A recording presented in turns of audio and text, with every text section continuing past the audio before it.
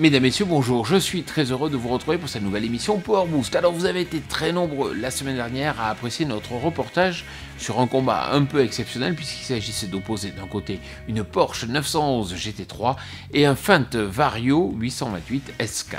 Alors si vous voulez savoir qui va gagner ce combat entre ces deux monstres de puissance, c'est très simple, il vous faut regarder Automoto dimanche matin. Mais sans plus tarder, je vous invite à retrouver le sommaire de cette 223e émission Power Boost. Et vous, alors, prêt pour un nouveau Power Boost? Bien, car cette semaine, le cocktail de nouveautés que notre équipe vous a préparé s'annonce toujours aussi fort. Alors accrochez-vous bien, car c'est avec un quad hallucinant de Polaris que nous commençons le voyage. Et comme nous sommes un peu maman poule avec notre public, on va faire une petite mise au point sur le top en matière de sécurité, notamment lors de l'attelage. Ah, ce serait bête de se faire mal, hein. Puis on va filer aux USA voir un nouveau semoir ultra performant de John Deere. Rêvez bien car vous ne le verrez sûrement pas de sitôt en France. Et maintenant je vous connais par cœur, je sais que vous n'attendez qu'une seule chose, les news. Alors top départ pour cette 223e émission Power Boost. Le constructeur japonais Kawasaki a dévoilé un prototype de moto futuriste directement inspiré des films de science-fiction, le Concept J. Cet hybride à 3 roues capable de changer de forme en fonction du type de conduite permettrait de passer d'une configuration sportive à urbaine en fonction de la vitesse. Alimenté à l'aide d'une pile électrique de nickel hydrure de métal, ce prototype ne sera probablement pas commercialisé, mais espérons qu'il inspire le constructeur à l'avenir.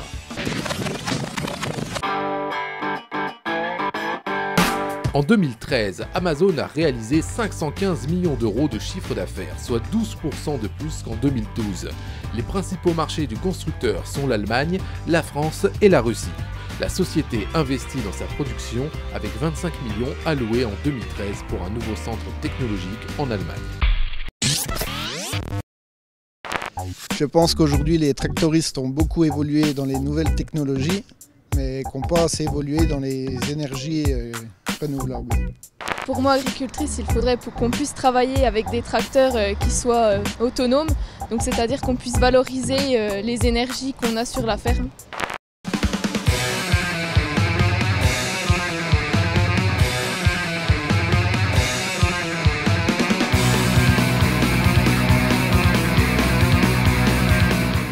Les constructeurs automobiles commencent à proposer une nouvelle génération de phares. Il s'agit des phares laser. Alors comment fonctionnent-ils? Vous allez le voir grâce à l'explication de Thomas Cochini. Après la mode des phares au xénon, puis des phares à LED, les constructeurs comme Audi et BMW ont développé une nouvelle technologie de phare laser. Le laser bleu passe au travers d'un bloc optique de phosphore jaune qui le transforme en une lumière blanche très puissante. Ces diodes, ne mesurant que quelques microns de diamètre, surpassent 2 à 3 fois la portée des phares à LED, soit l'équivalent de 500 à 600 mètres. Avec une consommation électrique et un encombrement très inférieur au système optique actuel, nous avons tout à penser que cette technologie équipera la voiture de demain.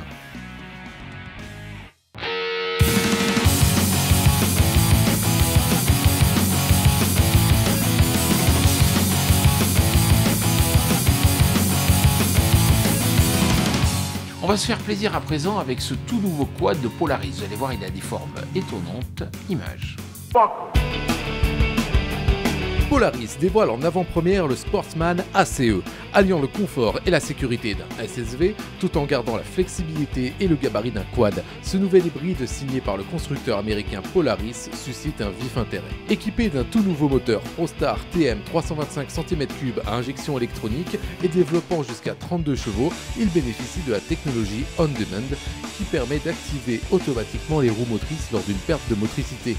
Enfin, disposant de rangements avant et arrière, le Sportsman intègre des porte-bagages pouvant transporter jusqu'à 260 kg de charge et d'un treuil d'une capacité de 1587 kg pour une capacité de remorquage de 680 kg. Son entrée sur le marché français n'a pas encore été dévoilée. Aujourd'hui, est-ce que l'accès à l'innovation est équitable? Car une ferme de 100 hectares, est-ce qu'elle est capable d'amortir le coût par rapport à une autre de 400? Or demain, pour nous, l'innovation est importante pour les exploitations. Donc je pense que la solution est là, c'est nous regrouper. Vous le savez, dans Power Boost, on vous parle souvent de sécurité. Or, il y a une étape qui est particulièrement dangereuse, c'est la phase d'attelage. Et très souvent, il y a des accidents par écrasement entre l'outil et le tracteur.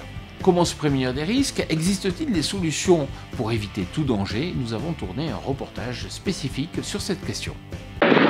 Voilà, on va vous parler de sécurité. On le sait, il y a beaucoup d'accidents dans le milieu agricole. Certains accidents sont liés aux agroéquipements. Et je suis en compagnie de Nicolas Tricot. Bonjour. Bonjour. Alors, vous êtes chercheur à l'IRSTEA. Ce qui est intéressant, c'est que vous focalisez votre attention sur une phase bien particulière qui est l'attelage.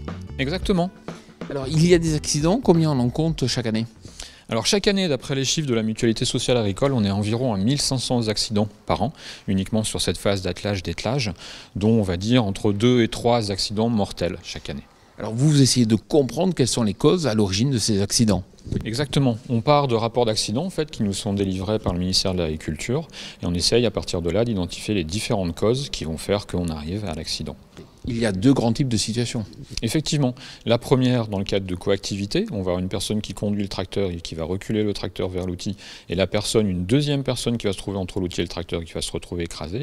Et le deuxième cas où la personne qui conduisait le tracteur est descendue et au moment où elle va venir atteler l'outil au tracteur, l'outil n'étant pas stable sur l'endroit où il se trouve, va venir s'écraser en fait contre la roue du tracteur, sachant que la personne se trouve entre les deux. Mais on peut penser qu'il y a quand même des bons conseils de prévention à donner. Exactement. Alors, il y a un gros travail qui est fait notamment par la Mutualité sociale agricole sur cette prévention justement par rapport à ce type d'accident. Une chose simple, évidemment, c'est qu'au moment où on va atteler l'outil au tracteur, de s'assurer auparavant que l'outil est dans un état de stabilité avant de pouvoir forcer sur cet outil-là et faire éviter en fait ce type d'écrasement dont on parlait tout à l'heure. Alors, outre la prévention, vous, Nicolas, vous êtes parti sur l'idée de proposer un système alternatif. Exactement. Donc on est parti au départ sur la liaison 3 points telle qu'elle existe déjà à l'arrière d'un tracteur et on a intégré des contraintes de sécurité qui ont été identifiées suite à l'analyse des rapports d'accident dont je parlais tout à l'heure. Donc on a 2 types de contraintes fondamentales qui ont été intégrées à ce cahier des charges. La première, c'est de maximiser l'espace entre l'outil et le tracteur de manière à pouvoir intervenir dans un espace plus grand et ensuite d'optimiser la manipulation des bras, donc en la simplifiant pour l'opérateur. Est-ce qu'il y a eu aussi d'autres projets dans d'autres pays? Alors évidemment oui, beaucoup de brevets ont été déposés sur cette liaison 3 points. Certains modifient simplement le dimensionnement des arbres, d'autres vont aller beaucoup plus loin en proposant des solutions complètement différentes qui vont être un interface différent en fait entre l'outil et le tracteur, mais très éloigné de la liaison 3 points classique. Alors on en revient à votre projet, qu'est-ce que vous avez ajouté de plus? Alors en fait, on rajoute par rapport à la solution 3 points actuelle assez peu d'éléments. Une pièce mobile entre le châssis du tracteur et les bras inférieurs de la liaison 3 points qui permettent d'allonger en fait ces 2 bras inférieurs et donc arriver à solutionner la contrainte dont je parlais tout à l'heure de maximiser l'espace entre l'outil et le tracteur.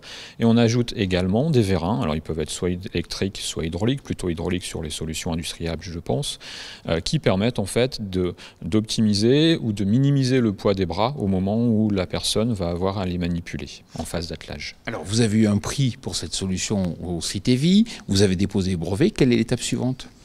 Alors la prochaine étape, et on est en pleine phase de recherche, c'est de trouver un industriel, donc soit un constructeur de tracteurs qui va être intéressé par la solution, soit un équipementier, de manière à pouvoir travailler avec lui sur une solution plus proche de la solution industrialisable que le concept tel qu'on le propose pour l'instant. Alors moi je suis utilisateur, je vais vous dire, mais attention, c'est moins solide que la version 3 points traditionnelle. Alors on n'a pas fait d'études concrètement sur la solidité. On est d'abord parti d'un concept de solution et on a essayé de le présenter concrètement. Alors après effectivement, lorsqu'on aura des contraintes mieux dimensionnées, notamment du fait de collaboration avec des industriels, on sera capable de faire quelque chose de plus concret. Effectivement, c'est pas forcément très compliqué d'imaginer un système robuste à ce niveau. Mais par contre, en termes de prix, ça va coûter cher ? La solution qu'on propose, alors on n'a fait qu'un prototype, coûte aux alentours de 200 €. Je pense qu'une solution industrialisable sera beaucoup moins chère pour la personne qui aura à ajouter ça sur son tracteur. Et on peut imaginer avoir ce système aussi à l'avant, et quel intérêt ? Alors effectivement, on a eu des retours de potentiels utilisateurs de systèmes qui nous ont dit qu'effectivement pour l'avant d'un tracteur ça pouvait être intéressant du fait de problèmes de visibilité, notamment avec la taille des capots, de manière à pouvoir atteler plus facilement des charges à l'avant du tracteur du fait de l'allongement des bras. Nicolas Tricot, félicitations. Merci à vous.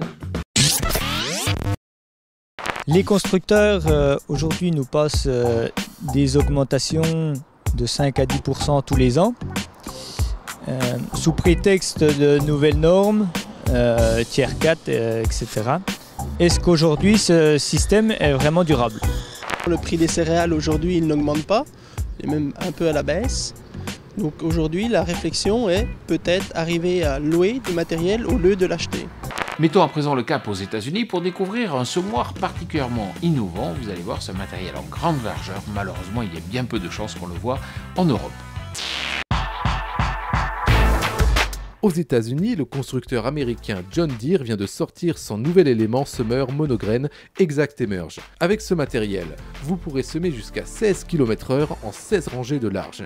On constate qu'il y a 2 moteurs électriques, le premier assure les cylindres de distribution tandis que le second entraîne une courroie à brosse permettant d'accompagner la graine jusqu'au fond de la tranchée. L'objectif étant d'éviter le rebond et donc d'assurer la précision du semis. Malheureusement, on n'espérait pas le voir en France car le constructeur américain n'assure sa commercialisation pour le moment que sur le sol américain.